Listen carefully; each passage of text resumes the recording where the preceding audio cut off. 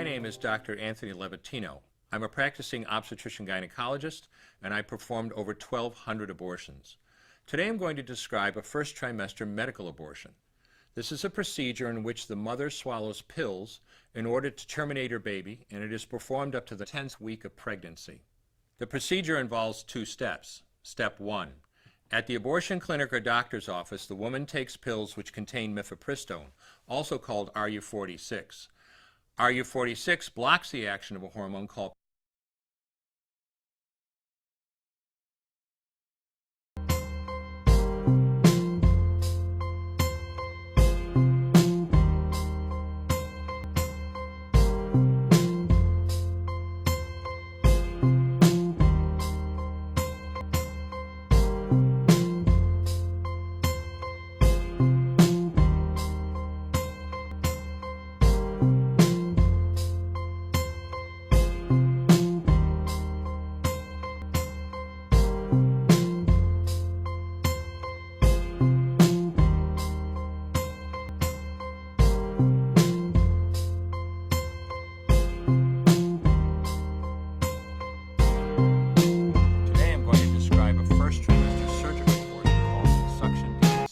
dilatation and curettage. This is the most frequently performed abortion and is used typically from 5 to 13 weeks of pregnancy. After administering anesthesia, the abortionist uses a speculum like this. This is placed inside the vagina and opened using this screw on the side, allowing the abortionist to see the cervix, the entrance to the uterus. The cervix acts as a gate that stays closed for the duration of pregnancy, protecting the baby until it is ready for birth. The abortionist uses a series of metal rods called dilators, like these, which increase in thickness, and inserts them into the cervix to dilate it, gaining access to the inside of the uterus where the baby resides. The baby has a heartbeat, fingers, toes, arms, and legs, but its bones are still weak and fragile.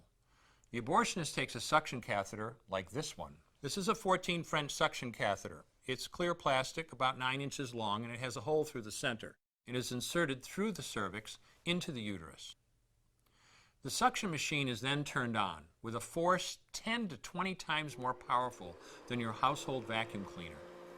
The baby is rapidly torn apart by the force of the suction and squeezed through this tubing down into the suction machine, followed by the placenta. Though the uterus is mostly emptied at this point, one of the risks of a suction D&C is incomplete abortion, essentially pieces of the baby or placenta left behind. This can lead to infection or bleeding. In an attempt to prevent this, the abortionist uses a curette to scrape a lining of the uterus. A curette is basically a long-handled curved blade. Once the uterus is empty, the speculum is removed and the abortion is complete.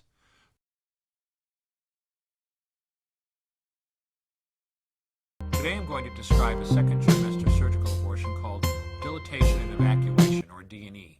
A D&E is performed between 13 and 24 weeks of pregnancy.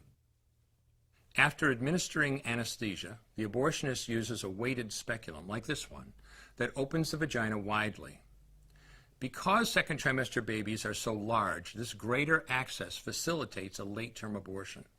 Late-term abortion requires that the cervix be prepared 24 to 48 hours in advance with laminaria.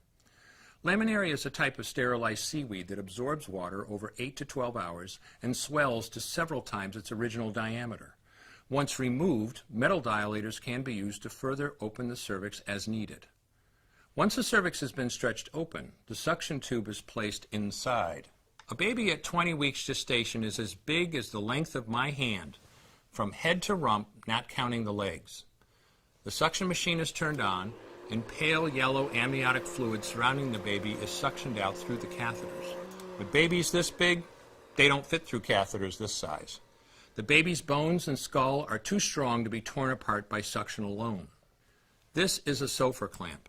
A Sofer clamp is made of stainless steel. It's about 13 inches long.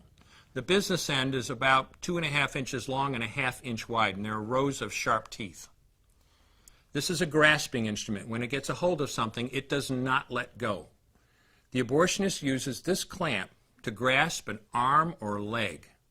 Once he has a firm grip, the abortionist pulls hard in order to tear the limb from the baby's body. One by one, the rest of the limbs are removed, along with the intestines, the spine, and the heart and lungs. Usually the most difficult part of the procedure is extracting the baby's head, which is about the size of a large plum at 20 weeks. The head is grasped and crushed. The abortionist knows he has crushed the skull when a white substance comes out of the cervix. This was the baby's brains. The abortionist then removes skull pieces. He removes the placenta and any leftover parts of the baby with a curette, scraping the lining of the uterus for any remaining tissue. The abortionist then collects the baby parts and reassembles them to make sure that there are 2 arms, 2 legs, and all the pieces. Once all the parts have been accounted for, the abortion is complete.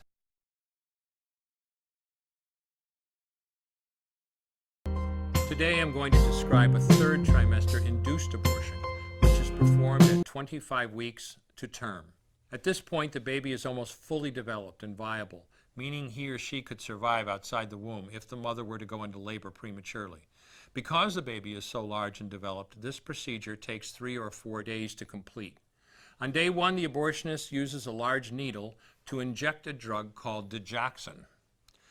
Digoxin is generally used to treat heart problems, but a high enough dosage of digoxin will cause fatal cardiac arrest. The abortionist inserts the needle with the digoxin through the woman's abdomen or through her vagina and into the baby, targeting either the head, torso, or heart. The baby will feel it. Babies at this stage feel pain. When the needle pierces the baby's body and the digoxin takes effect, the life of the baby will end. The abortionist then inserts multiple sticks of seaweed called laminaria into the woman's cervix. They will slowly open up the cervix for delivery of a stillborn baby. While the woman waits for the laminaria to dilate her cervix, she carries her dead baby inside of her for 2 to 3 days. On day 2, the abortionist replaces the laminaria and may perform a second ultrasound to ensure the baby is dead. If the child is still alive, he administers another lethal dose of digoxin. The woman then goes back to where she is staying while her cervix continues to dilate. If she goes into labor and is unable to make it to the clinic in time, she will give birth at home or in a hotel. In this case, she may be advised to deliver her baby into a bathroom toilet. The abortionist then comes to remove the baby and clean up. If she can make it to the clinic, she will do so during her severest contractions and deliver her dead son or daughter. If the baby does not come out whole, then the procedure becomes a D&E, a dilation and evacuation, and the abortionist uses clamps and forceps to dismember the baby, piece by piece. Once the placenta and all the body parts have been removed, the abortion is complete. Woman, this procedure carries a significant risk of major complications, including perforation or laceration of the uterus or cervix, with possible damage to the bowel, bladder, and other maternal organs. Infection and hemorrhage can also occur, which can even lead to death. Future pregnancies are also at greater risk for loss or premature delivery due to abortion-related trauma and injury. As I mentioned at the beginning, I'm Dr. Anthony Levatino, and in the early part of my career as an OBGYN, I performed over 1,200 abortions. One day, after completing one of those abortions, I looked at the remains of a preborn child whose life I had ended, and all I could see was someone's son or daughter. I came to realize that killing a baby at any stage of pregnancy for any reason is wrong. I want you to know today, no matter where you're at or what you've done, you can change. Make a decision today to protect the preborn. Thank you for your time. I will no longer do any more abortions. When you finally figure out that killing a baby that big for money is wrong, that it doesn't take you too long to figure out it doesn't matter if the baby is this big or this big or this big or maybe even this big, it's all the same. And I haven't done any since then, and I never will.